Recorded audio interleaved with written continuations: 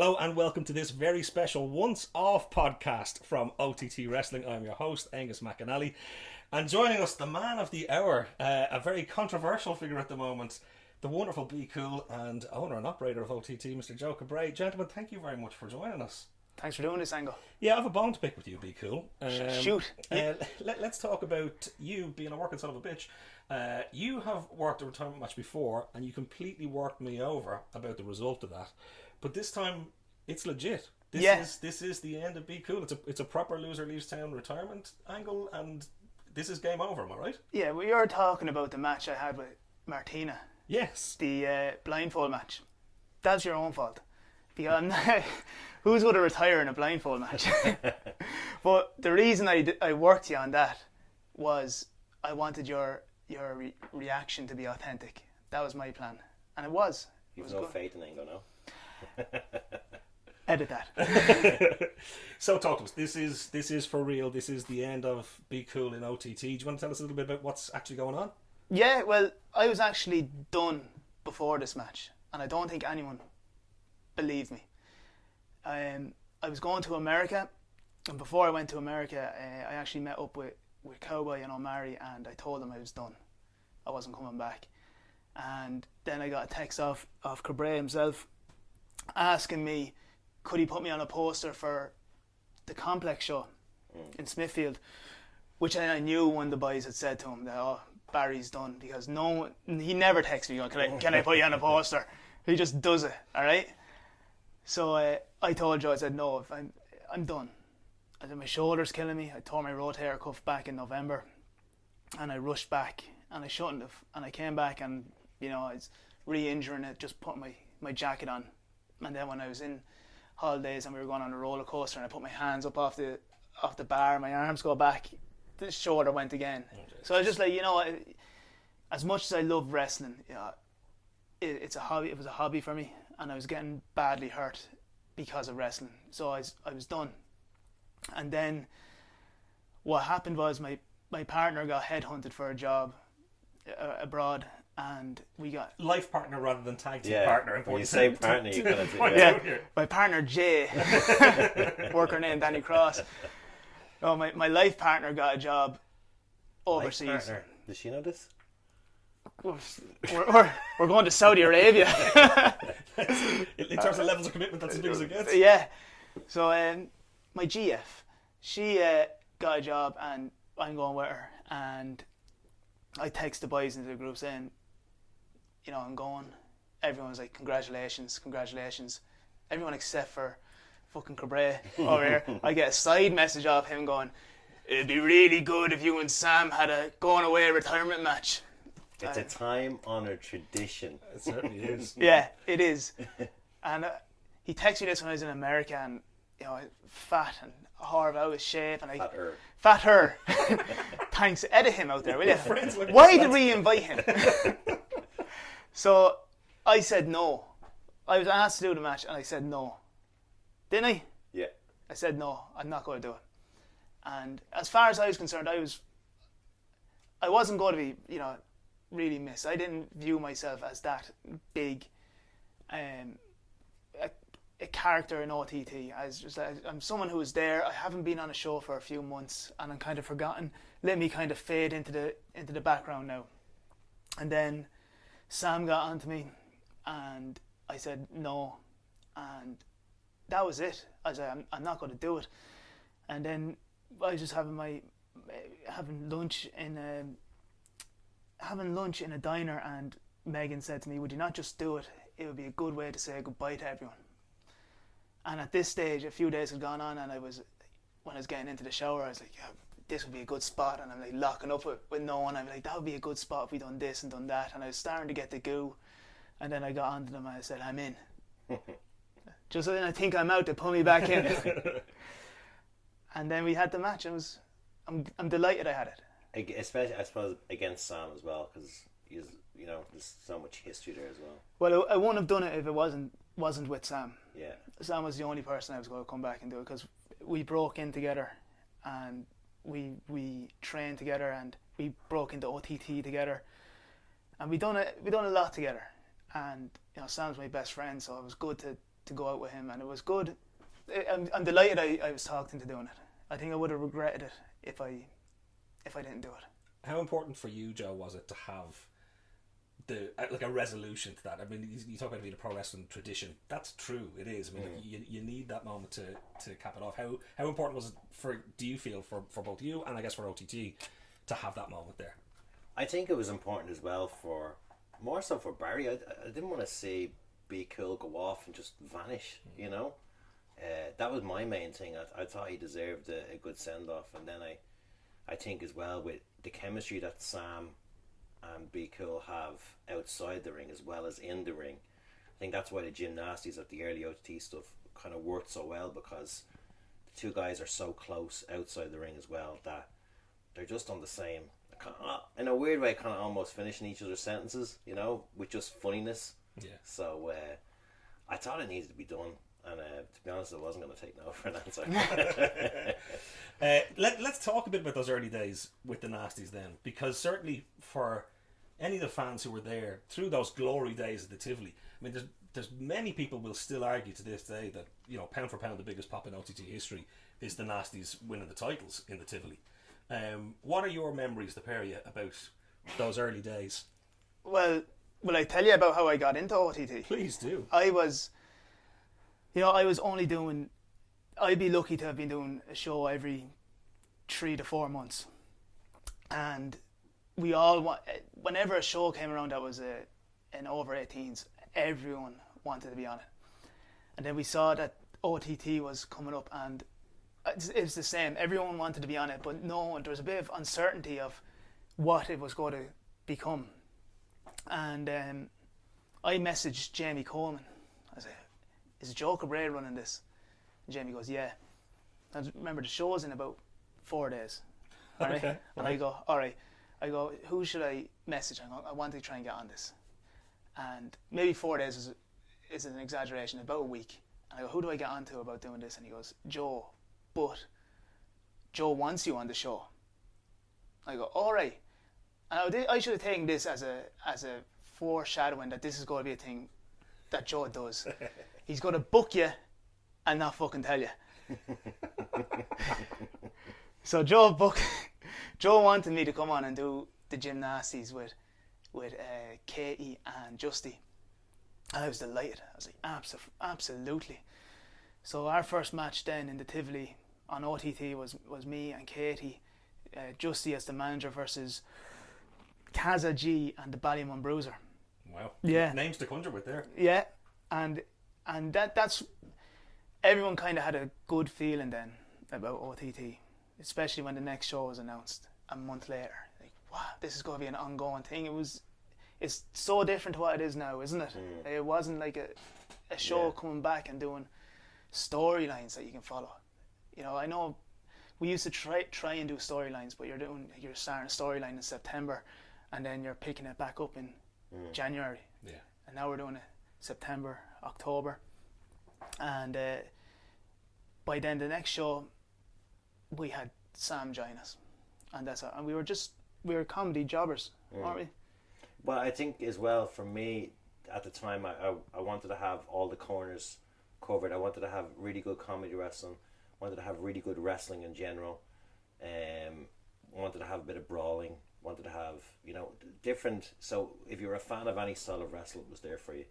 And I don't know, because I was just back from the States at the time. I don't know what our relationship was at the time. Obviously, we weren't as close as we are now, but I always remember being around Barry and Sam, and just Barry, Sam, and Paddy, I would say, are probably the funniest people in Irish wrestling.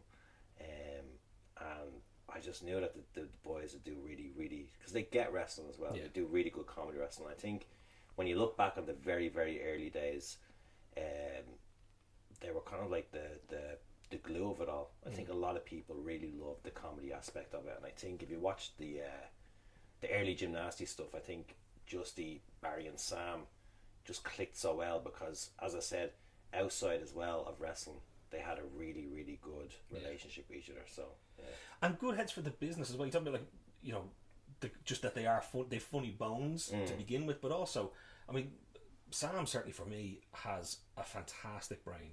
for the business. I mean, like, kind of, and he, like, as young as he is, he's incredibly experienced. But even, you know, going back to the early days of OTT, I feel like he always had a solid head on his shoulders. He kind of gets it, you know. Yeah, but I mean, Sam started what, 14? Yeah, but I started at 14 and I wrestled for about 2 years, and then Sam started. I think he might have been actually 13, 14. He was very young when he started. Yeah. And he was around a long time. The reason I think as well he gets it is because he's had a lot of reps. So I think as well at the time, Fergal, Finn Balor, took a shining to Sam and was able to get him on the camps. Basically the camps is like the British holiday camps, and they have wrestling shows on 5 days a week. So you go to the camps for the summer, but you're wrestling literally 5-6 times a week. I think that's where Sam really... He came back a different wrestler after that. He came back, and I mean, no one in Ireland could touch him. He was just on a different level, and he still is. You know, if you ask me who the best Irish wrestler is on the island, it's Sam. Yeah, I think as well, and I always say this as well, I won't go through them all, but there's a handful of people in Ireland, right? There's a lot of great hands in European wrestling, right? There's very, very few people who really, really, really understand and get wrestling. Yeah. And, you know, just to throw Biko, I think if you watch that Orange Cassidy match, that's a testament just as to how well Barry understands wrestling. And Sam is the other person as well in Irish wrestling. They truly, truly just get what wrestling should be, and I think it shines through, you know. Yeah, it's really clear. I mean, there have been phenomenal moments of... The one thing that always comes back to me about you is the connection you have with the audience. Because you're not always hitting, you know, 640s off the top to the outside. I can do them, though. Well, I know you can. You keep in the back pocket. Or it's not always, you know, a power bomb through a burning table. You can get over with the crowd, and even simple things like catchphrases over the crowd. There's something about a genuine connection there. Can you give us an insight into why you feel you can connect with an audience? I can't. I really don't know. I think it's not about the moves. Wrestling's never about the moves at all.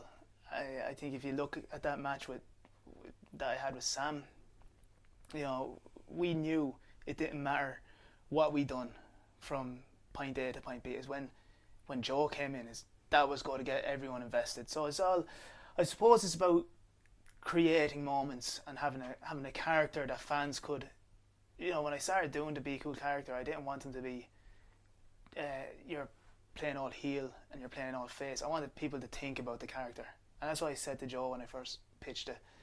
And I think that helped it. So, you know, it's just, you know, I think the crowd related to it and they liked it. And, you know, it wasn't just your stereotypical face coming out. It was a guy who was coming out who, you know, he said the wrong things.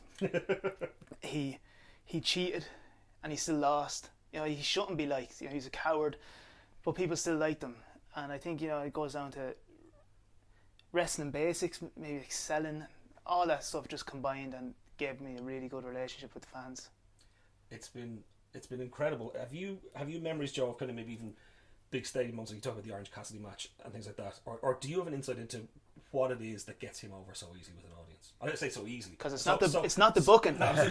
so effectively is probably a fair way of phrasing that, because I don't think any of it comes easy. I think there's work involved. I think when you hear a wrestler planning a match and he's like, well, I don't really need to do this and I don't need to do that, and yeah, I mean, like, as Biko was saying there, it's not the moves are the tool, right? It's the storytelling, and I think as well, like, so one of the most famous matches in OTT is the 5-man, 6-man tag.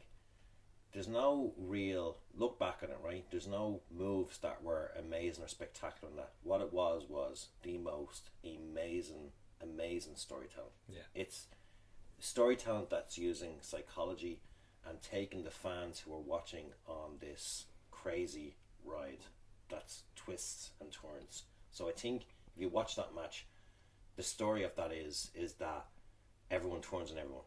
Yeah. And then, like, so 5 people came together, including Foxy, so 6, right? Plays a really important part, and Team Prick. Yeah. So all these people come together. So in fact, it's an 5-man, 6 Yeah, man. you know. But I always say this as well, and I say this to Angel Cruz as well. I think if you've done that match 100 times, I don't think you'd get it as crisp and as perfect as it all fell into place. No one skipped a beat that night. I don't think you could ever do that match as perfect as it was. But again, I think if you watch it, it's free on YouTube. If you watch that match, there's nothing crazy. There's no crazy moves in it. What it was just amazing storytelling with great psychology, but also great selling. And nobody is selfish in the match. There's no one going.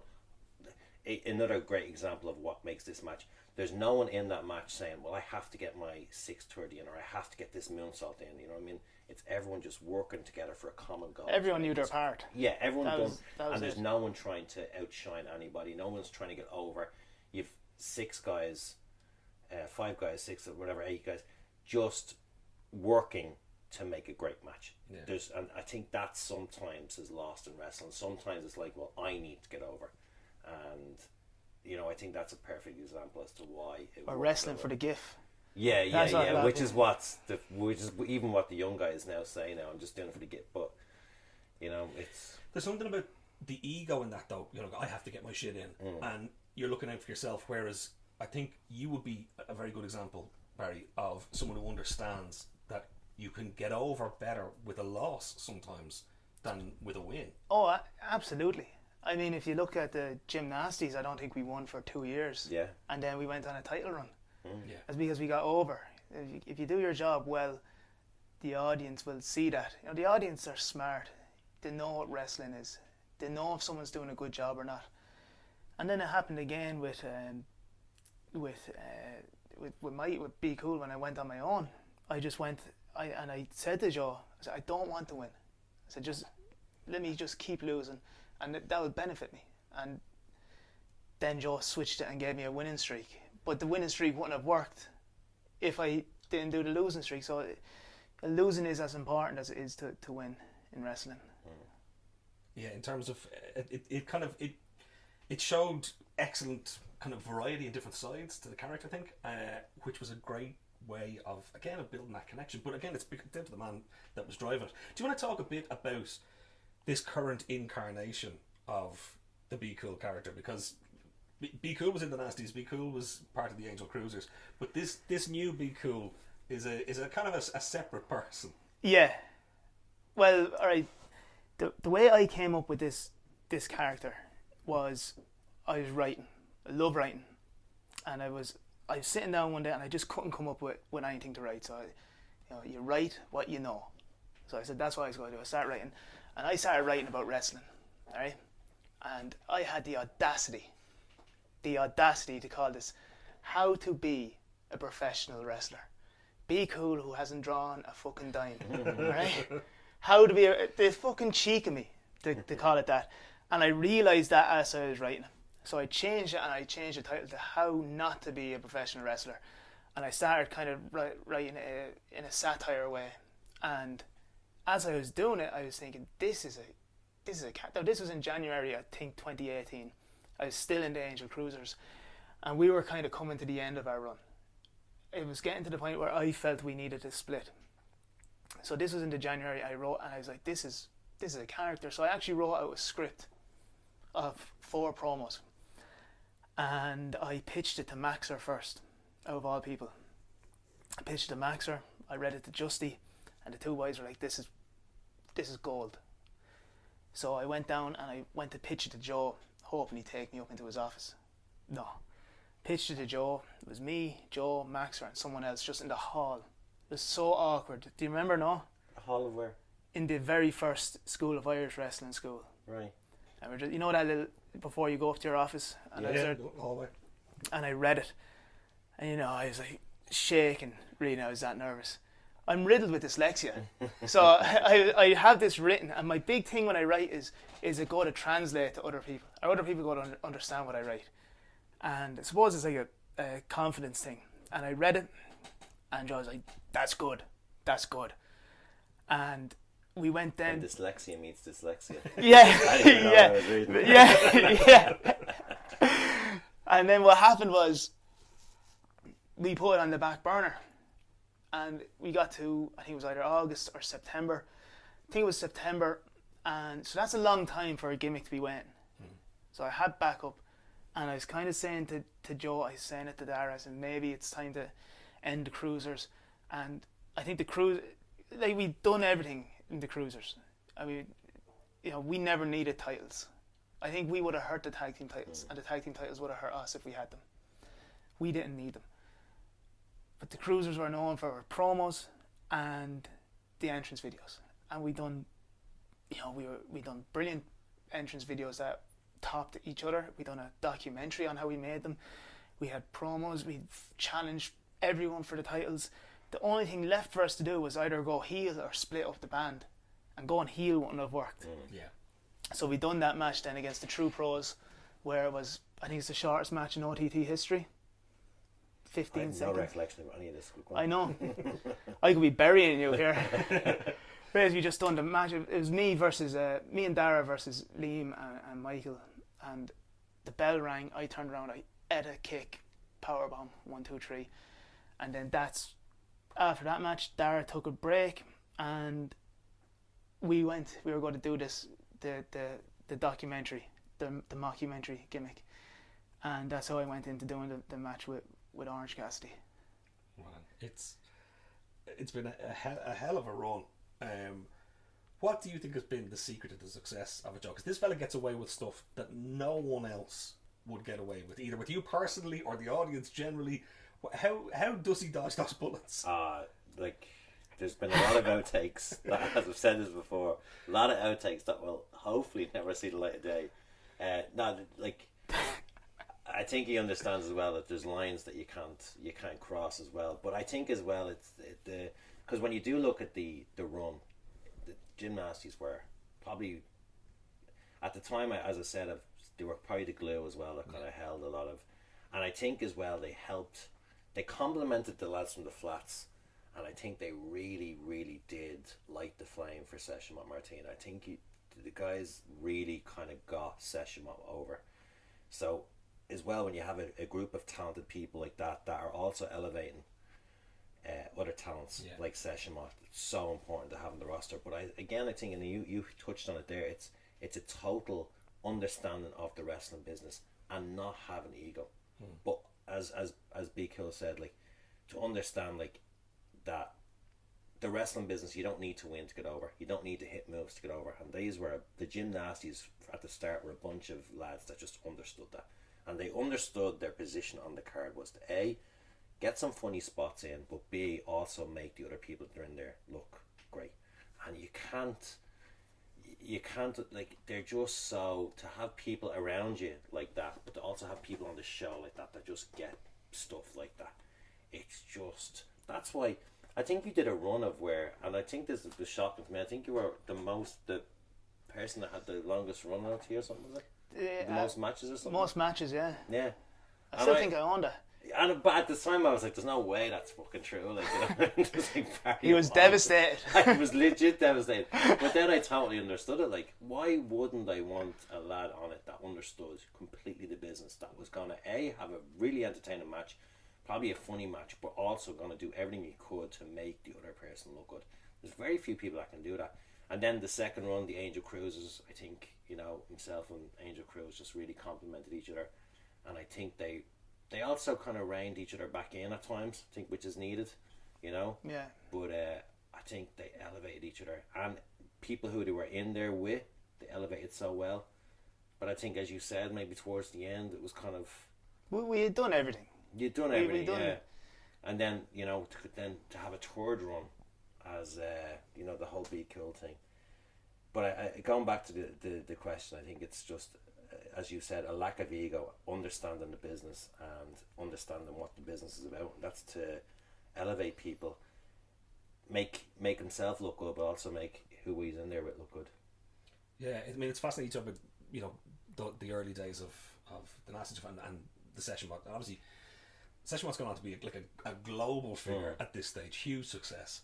But it's about the grounding in that foundation, that she was, you know, getting her reps in the early days, that you knew she was in there with solid lads who were going to look after showing her off in the right way. Yeah, like, I mean, you look at that, as impressive as it is, that Satellite DDT, the majority of that move is on the person giving it. I mean, it was, you know, in fairness to him, it was just he jumping up in the air and coming straight down his head that made that. I mean, obviously Session was doing her part, and she's athletic as hell to be able to swing herself up there, but you also have the other person coming up, and I remember that as being a big highlight of Session, and people were looking at, my God, that's a girl hitting the ropes and spinning around and throwing that guy in his head. But it's also as well, you have the gymnasts that are in there willing to take that kind of stuff, and you know, I think she went viral doing the stall and suplex as well and stuff like that. I mean, if that was on you or Sam, me, like if Barry couldn't post, you know, with posting is kind of like holding yourself in a position for that to be, it wouldn't happen, you know. So, and you'll get some old school people go, I'm not doing that. That wouldn't be, why that would look stupid. But they understood that was the character at the time, what was needed. Yeah, I think that idea, the significance of the dance partner is something that people outside the business don't fully understand. And like, I remember talking to you in the very early days about some of the standout talents from OTC in those Tivoli days that weren't necessarily being used that much anymore. And I said, like, this guy was incredible and that guy was incredible. And you just stopped me and said, yeah, who was each of them working with? And the answer was Pete Dunne. And that was when the penny dropped for me. That it's not just about you getting yourself over. Like, you are working to, spoiler, but that you're working together in there to make the match work. Who was he burying? I couldn't possibly comment.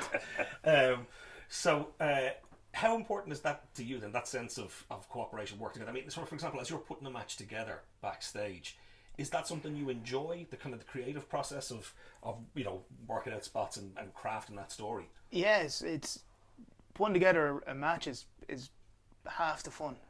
The other half is doing the match, but I loved putting together. I suppose it depends who you're putting a match together with. But I was always told when I was doing comedy breaking in that I had to have a vicious streak. And I do agree to that to an extent, but I didn't want to have a vicious streak. I wanted to get on top of whoever. If I'm the heel and I have to put heat on, I want to get on top of that the flukiest way. Right. You know, accidentally fall out of the corner, and then I never wanted to go out and have these 15-minute matches. Ask Joe. You know, I didn't want to do these. Cardio for them. Don't have the cardio. I can't go that long. I wanted to do a tiny bit. If I was the heel, I'd do a tiny bit on you, and then you can just kick the shit out of me, because that's all that is. A card needs a short match. It needs a different kind of match. So I was always about, when I was putting together a match, how can I be as different from the rest of the card? Yeah. That's why, for my last match, that's why Sam and I we done the sleeper. Joe you didn't want the sleeper, you wanted a pin. Yeah, I still think a pin would have worked better. Jamie wanted a pin. It wouldn't have, because the story was that Joe, no one else done the arm drop, and the story was Joe finally, you know, he always wanted Be Cool out of it. Comment below on this YouTube Yeah. video. Visualize if you think me having to forcefully count B's shoulders down would have been better. Well, listen, everyone's criticising your booking lately, so just listen to me, all right? I can say it now because I'm leaving.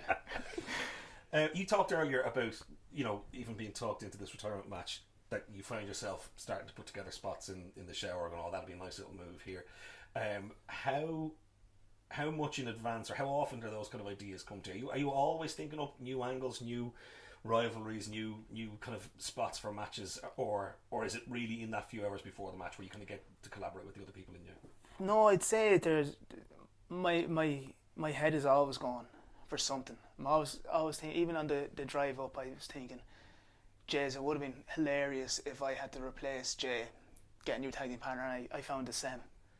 I didn't Be Cool and Sem, and it's just things like that. I'm always on the go of trying to think of good angles or a good spot, and even for other people, I would think of, and I don't know why, but I'm always on the go with it. I think if you're not, it's probably time to go. You know, if you're not, like, I always say it's about Will Ospreay. Like, Will Ospreay will, like, if I have Will Ospreay booked for a date, say 2 months out, like, he's bopping me ideas and stuff like that. But then again, you have young lads that are coming up on the show these days, and they go, well, what do you want from this? Any examples of who done that? But I mean, like, you should be coming to me with 6 different options. You know what I mean? That's the way I look at it. But I think if you're not constantly having creative ideas, then you're probably losing your passion. Then you probably need to find something else. Really, it's just going to show in your match, I suppose. Yeah, I always found with Joe was have your plan A, have your plan B, plan C, plan D, plan whatever. What do you want? Yeah, That's how you go. You show that you're interested in what you're being given, and Joe will shoot down any idea that he thinks is bad, and that's good. You can't send people out doing dirt, which you've done before in the past. You have trusted lads and they've gone out and shot the bed. Yeah. And you have to you do have to really think, be a bit critical on yourself. Say, does this make sense, or can I do this and make it look like how I'm picturing it? Talk to me about tag team wrestling, because as we're talking through your time here, it's the Nasties, it's the Cruisers, and then even more recently with Jay working out Danny Cross. Still one of the best titles of all time. What is special for you about tag team wrestling, or what is it that kind of pushes your buttons about it? Yeah, I don't know. Yeah, I always found myself in a tag team. Back ages ago when I first broke in, I was with D-Max, Team Epic. Then me and Phil, my coach, or one of my coaches, we had a nice little run up the north doing the Best Friends Club. And so I've always been in it. I don't know why. It's very easy to tell a story as a tag team wrestler. It's very easy to put together a match. I don't know why I liked it, or why maybe it's because I'm not that good and I need someone to carry me. The penny just dropped. I don't know if many people agree with you on that. I think as well though, comedy wrestling there's a lot more creativity to do comedy wrestling when you have 4 people involved. Yeah. I think comedy. I just think comedy is better when you have 4 people to bounce off. Yeah, well, depending on who the 4 people are. Because sometimes I've done matches with guys who are telling you what to say. Oh, it'd be funny if you done this. It'd be funny if you done that, and they're not funny. And they're not good wrestlers. But you still wouldn't go in and you wouldn't tell them to do, do this move, do that. You don't tell someone to do a move. You don't tell someone what to say in wrestling. So when you're in a tag team situation, it has to be 2 good. Like Terrence and Lee from Martin and Worky, from the lads from the flats, Paddy, always the best to bop ideas off because they get it. I mean, you talk about that kind of the classic comedy double act, whether it's Morecambe and Wise or Lauren and Hardy or whoever. That's a formula that works. And you have kind of. Someone has to be the straight man. Someone has to be the guy who's going to get the jokes played on him. That was what I done with Orange Cassidy. So, and sometimes guys don't know how to react in that. So it does all boil down to who you're, because it's very awkward to turn on to someone and say, this is the comedy I'm going to do, and you need to react like this. You kind of hope that they're going to react the right way for you, and that's very hard to get down. Comedy wrestling is incredibly tough, though. Yeah, I always say this. People kind of think it's easy. Comedy wrestling is there's just so much involved in. There's the timing of it all. There's the psychology of it all. Then, as you said, you're kind of working with somebody that you're hoping can convey what you're trying to get across as comedy as well.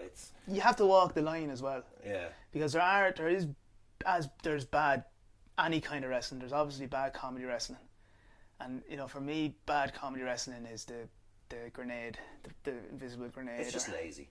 It's lazy, and it's some people like it. I don't think it's good. And look, we all know what wrestling is.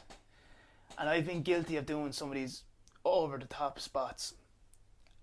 But I don't like rubbing the audience's nose in it. You had to suspend your belief a certain amount going into a show, but now you're watching someone fucking throw an invisible grenade in or doing something outrageous.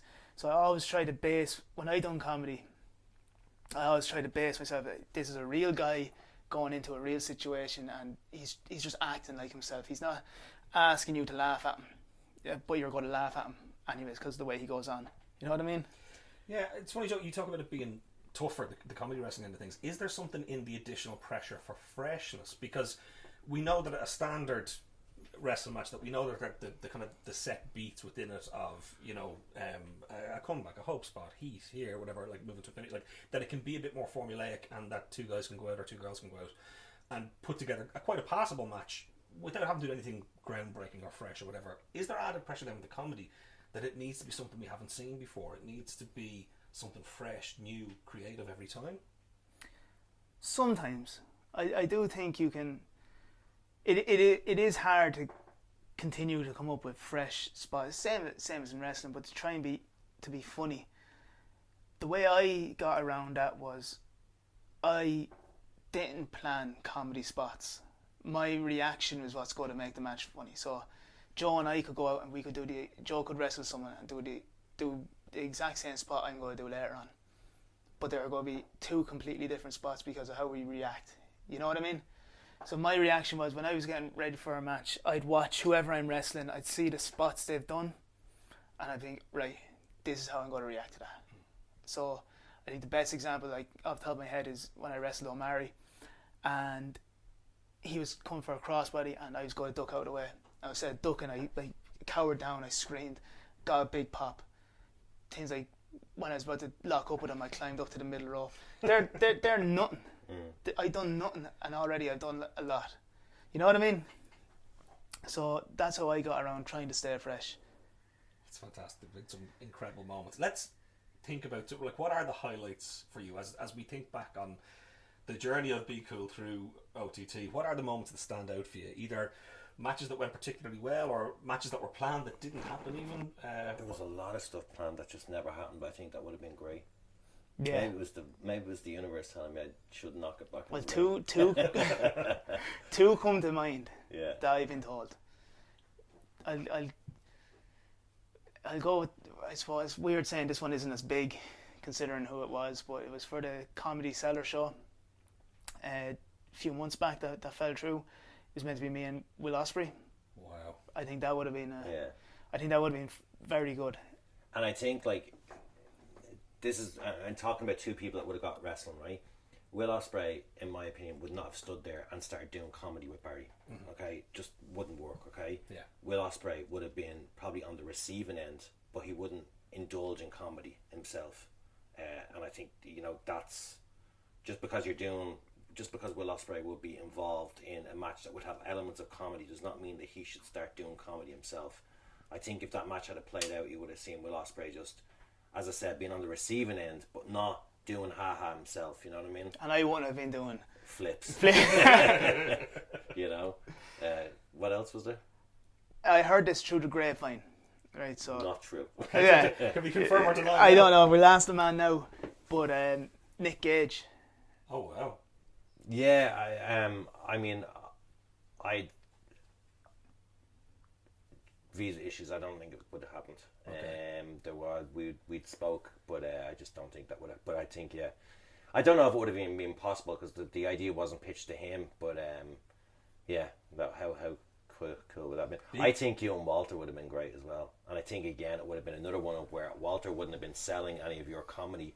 You would have been on the receiving end of it, but wouldn't. I'd have fucked him up. Yeah. If he didn't sell for me. Yeah. He was going to. Yeah. He would have been. Been coerced into a bit of selling. Yeah. I'll tell you what. Thank fuck I didn't wrestle Walter. I think the stadium match for Scrappermania, I think me and you tagging against the True Pros would have been really, really good, and we had some really, really great ideas for that. Yeah, match. that's a shame that fell through. Yeah. That's really a shame. Yeah. And also the other one that's not happening is ourselves and Jay versus Aussie Open and Will. Yeah. That would have been Really, another really one. Yeah. good. And one that never happened was an OTT title shot.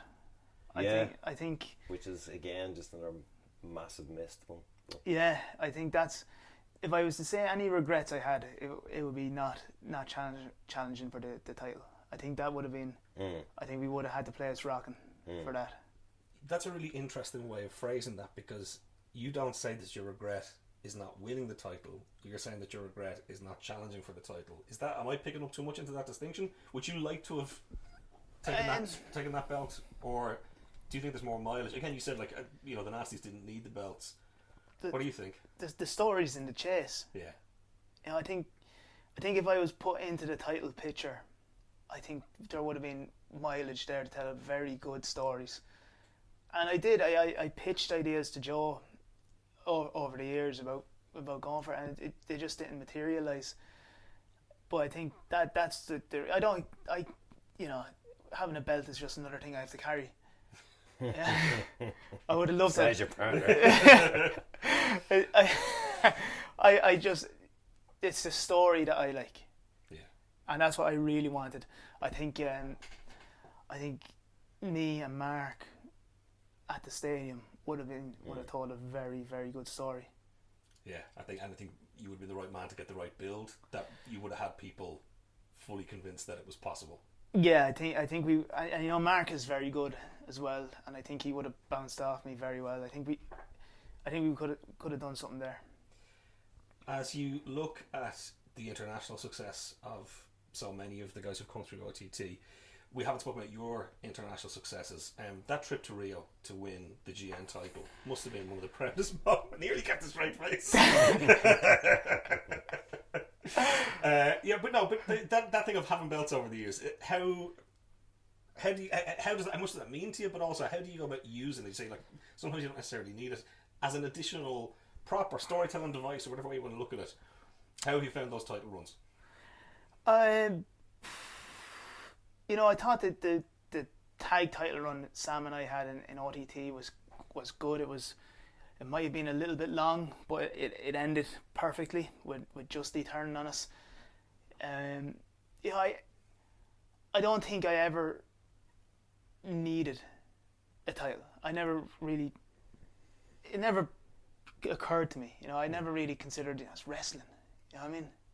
I'm there. I'm part of a team to put on a good show. We're all there. We're all pulling in the same direction. Me having a title doesn't benefit me. It didn't, I don't think. Until it does. Yeah. Sorry. Sam and I had to win the tag team titles. We had to win that. That was the correct booking decision. Yeah, and I might argue that wasn't even necessarily about what you needed, but it was about what the audience were demanding. Yeah, exactly. So that was the right time for me and Sam to win the titles. And with Jay, when we won it, I think that was an important time because I hope you don't mind me saying it, but it was stale. The product was quite stale. It was just coming back off COVID though. Yeah, it was, but it needed. That was like the second show, was it? Second show, third, back, maybe. Third show. Okay. It needed the show needed something, and that really benefited the show. No one thought Jay and I were walking out with the titles, did they? No. And that was I didn't. Yeah. I mean, if you remember that, I think I came to you and I says, "We need this is stale. Like we need to jump something like here." You know what I mean? Yeah. And then I remember, I think Jay was Jay maybe had a handful of matches and he ended up as your partner. I was like, nobody would expect you to go. What we did that like, Yeah, and that was brilliant. There are the two times I won titles that I was like, yeah, and we can do something. We can work it. And I never really, the chase is what mattered for me. The storytelling, not the gold. How significant has he been in getting Jay over? I mean, Jay is a great worker in and of himself, but how significant a contribution has Barry made to getting Jay to the position he's at now?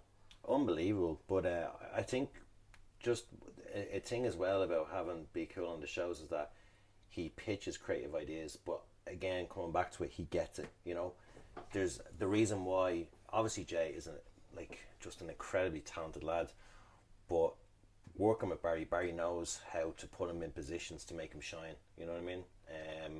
Especially coming towards the end, like obviously Barry knew he was on his, probably, considering he'd racked up some injuries, you were kind of having you'd kind of hinted at me that you were kind of thinking about, getting a real life and stuff like that, grown up.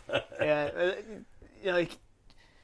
what happened when I got with Jay as my partner, I was done wrestling. I came back because I wanted to help Joe after COVID.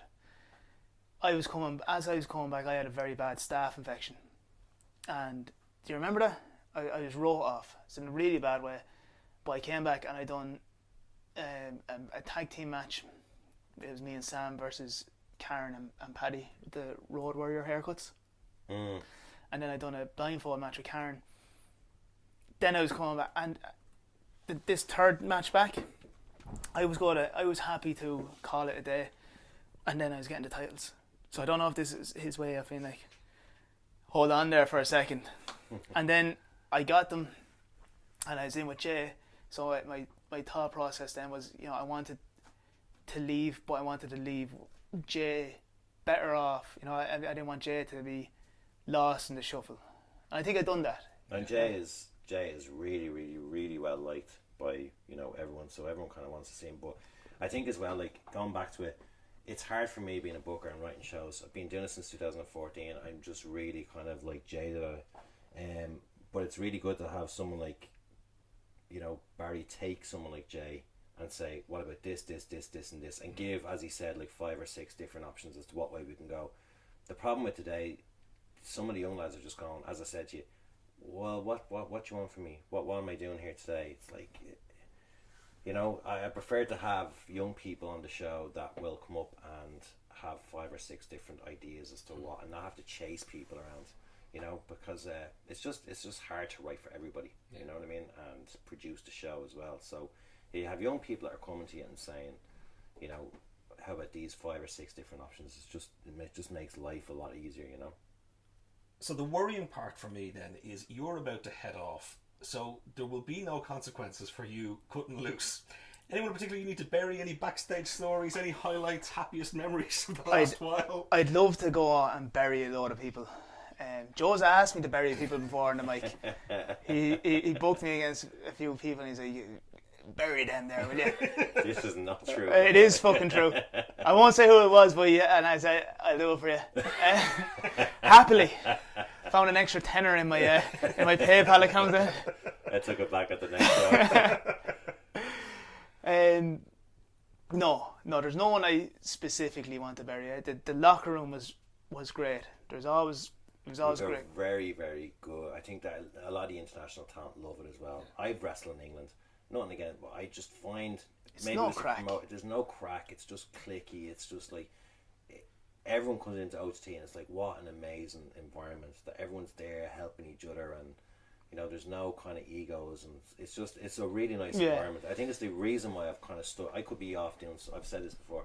Could be off doing a different job, maybe a 9 to 5, better financially, better mental health, safer. But I love wrestling. I have a passion for wrestling. I love being creative as well. It does seem that locker room is special. I remember kind of in particular people like Chris Hero and stuff going back to the States and being evangelical and telling other international talent like OTT and Dublin needs to be on your radar, needs to be on your wish list, because they knew that they'd be looked after well, that they'd have a good time, and also great fans. Yeah, and great fans, man. Irish wrestling fans are just tops. And look at the way they accepted Dan Barry. Oh yeah, like that. Dan was wrapping it up, and then the reception the fans gave him, he's still going now. And then if you are someone like Chris Hero, who everyone just respects as being, one of the guys that's been around the indie scenes forever and is just an absolute top performer, he walks in, he gets the respect that he deserves from the fans. So I always keep saying, you can't. They are, the massive section of what keeps OTT visible as well. Like people, if you watch the comments on some of the OTT YouTube matches, it's just like, this crowd is fucking amazing. Like, where's this crowd been? This, everyone, it's on, everyone's radar to kind of come and just be in the atmosphere of an Irish wrestling fan base. Yeah. And also I guess some of those international talent know that they'll get the chance to show. I mean, look at one of the obvious stepping stones for Walter on the journey to eventually getting up to where he is now was like a really solid program here that the guys knew that they'd be booked well and used well. Yeah, obviously, and taken care of well as well. But I mean, I remember throwing out the ideas to Walter, and I was like, "Would you do these days?" And I remember thinking, like, strangely enough, he was quite hesitant and coming in, and I think as well, like, he'd been burned a few times. He'd come and done a couple of. Because at the time he was just kind of working a lot of WXW at the time. He was doing Progress at the time, and I think he'd started to dip his foot into doing some kind of UK indies and had been burned. He'd been, got there, and he's trying to build up this gimmick as the ring general, and then he's put in matches where he's jobbed to, their local guys. Like, use them properly. Like I think I always look back and I think we used them really, really, really well. We used them as well as we possibly could, and I think he always appreciated that as well. Yeah. That he wasn't dicked around. Yeah. What other backstage moments are you willing to divulge at this stage? Stories, memories, anything you want to share with us? Something clicked with me there a while ago when Joe was talking about when OTT started, and he didn't know what kind of relationship we had. I didn't either. All right, and we found ourselves. I have to say, Joe in 2014 was back from the States, very, very maybe angry. Well, he was a hot guy. And I suppose people would say that I was quite intimidating. I don't know, but I wouldn't have said that. Well, I suppose because of my size as well. Look at him putting himself over. I'm so massive. People I are afraid of me. I was pretty jacked. But yeah, anyway, go on. So we found ourselves doing a show in Cork together, and we got on. We were chatting away. We were getting along, and time came to go, and Joe left, and I was packing everything up, and I found a Luther Ward T-shirt. And I said, that's so nice of him. Right? I thought, now I should have clued in that he accidentally put it in because it was a size 2XL. Right? So I was going home, and I was like, I was thinking there thinking, did Joe give that to me as a gift, or as it fallen into his bag accidentally? So I let it rest, and I was like, I need to text him and say thanks, or he's going to think I'm rude, and I won't get booked for OTT again, right? This is the control Joe had on people's minds, right? So I sent him a text and go, Joe, just wanted to say thanks very much for that T-shirt, and he wrote back, what the fuck are you talking about? I love it. I just the memories as well of all the outtakes. So the original school was in Robin Hood Industrial Estate, and we'd sit there sometimes until about 11 o'clock at night. And I suppose they're my fondest memories. But the most insanely funny stuff that you just go, that's so funny, but you can't say that. Yeah, and in fairness to Joe, the stuff he'd say one week I can't say, I'd get them in later on down the line because he'd forget.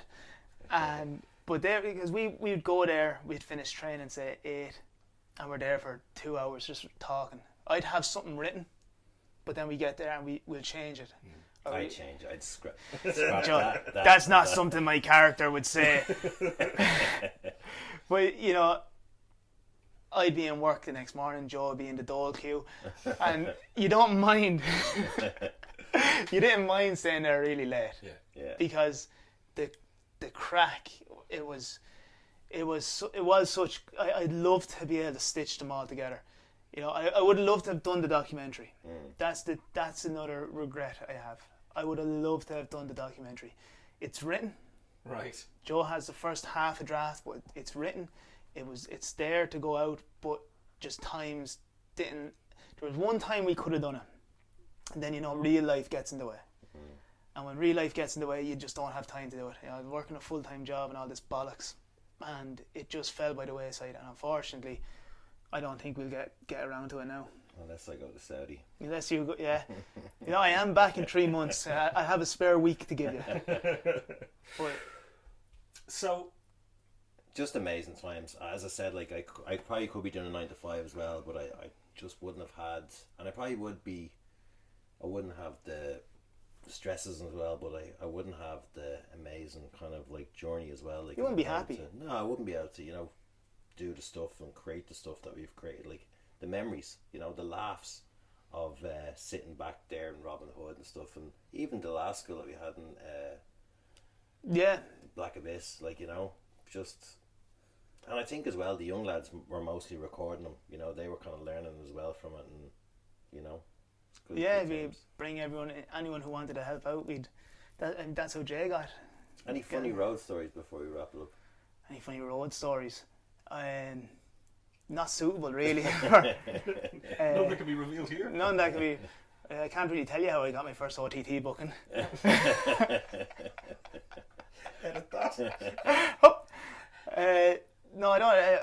I can tell you one of the only times I ever wrestled Joe, and we were doing this wrestling day up the north, and it was a tag team match, and I had Joe in the corner. I was kicking the shit out of him, and I was hitting these punches, boom, boom, and I get a ease up. And I'm a light worker, okay? Famously. So I start going even lighter. All I hear is ease up. So I start going, and I'm ghosting him at this point. I'm not even hitting him. And it's kind of obvious that I'm not hitting him. And all I hear is ease up. So I go, fucking switch it. Joe switches it and slaps the teeth, the taste, everything out of my mouth. One slap. I have no recollection of this. I said it to him in the back. I said, what the fuck was that about? He goes, you were going too fast. You were hurting my hips. I go, that's what she said. And on that note, be cool. It has been one hell of a run. From the early days of the Tivoli through to the greatest moments in the stadium, through to this new rebuilding phase of Irish wrestling, you have been a cornerstone of so much of it. You occupy a place in the hearts of our audience that is second to none, and you've earned every ounce of that affection by being one of the funniest men ever to set foot in an OTT ring, one of the most enjoyable workers to be around, and just one of the big stars of Irish wrestling. We wish you all the very best in your future endeavours. Thank you so much for the memories. Go fuck yourself. Thanks.